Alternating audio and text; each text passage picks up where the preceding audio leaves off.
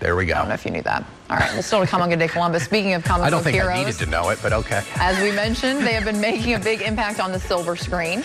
But our next guest wants to remind fans of those heroes. Humble rises to fame with a new documentary. We're going to chat with the man behind this documentary coming up next. This morning is a first-time Ohio filmmaker whose award-winning documentary has been selected to open this year's San Diego Comic-Con International Film Festival this month. With us now, a director and producer of Shopping for Superman, Wes Eastin. Good morning. Good morning. So it talks about the documentary, the good old American comic book store. That's right. And how that has changed over generations. Yeah, so let's talk quite about a bit. that. Yeah, for sure. So you started, is this how you got involved as a kid? I'm sure you started very early with comic books, right? Oh, sure. I wanted to read everything I could get my hands on, and comic books were nice and cheap. So my parents just kept loading me up with those, and the habit never died. Isn't it wild to think, fast forward however many years, and this is something that you're now doing. You're talking about it, you're, embracing this universe. What was it like to set out and start working on films just from the get-go?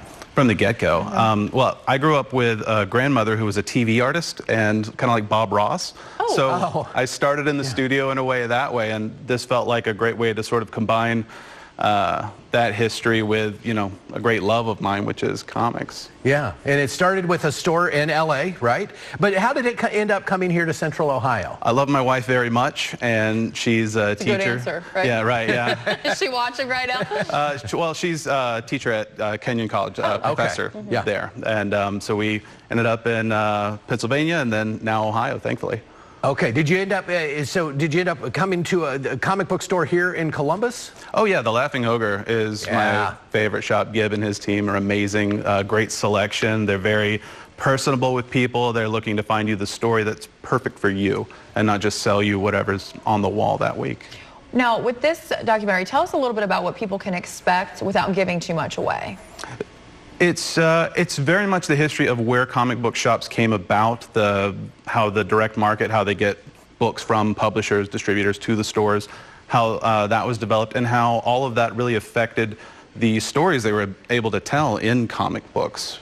The stories that you would get years ago where, someone punches something hard enough and it falls down and that's the book, and now we have very complex human stories in these comics that they wouldn't have been able to sell back in the 1970s, 80s. Yeah. Were there a lot of things that you feel like you learned through this process of directing this documentary that you weren't really, maybe didn't know beforehand? Absolutely. Okay. The whole thing's been a learning process. The industry as a whole has changed, all the ins and outs. It used to be, I showed up when the call sheet told me to show up. I did my job for 14 or whatever hours, and then I went home and my responsibilities were done.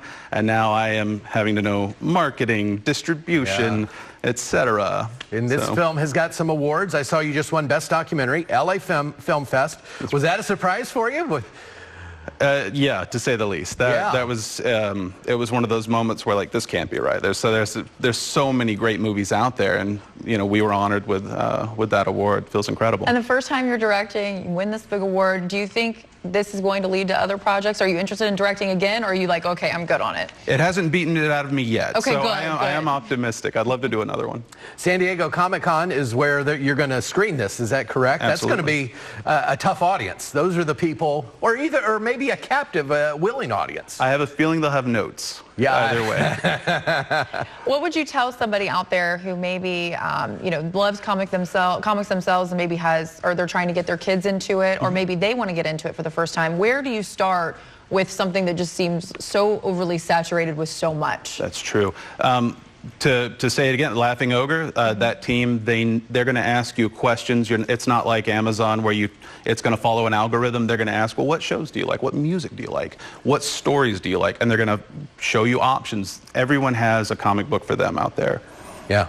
Yeah, and I like the comic stores. They're not maybe as many, but they're not dead by any stretch of the imagination. Not dead yet. No, they're very resilient. How can we see this movie? Right now, you can pre-order it on our website, Yeah. shoppingforsuperman.com. I hope to Okay. have things on Apple TV, Google, etc.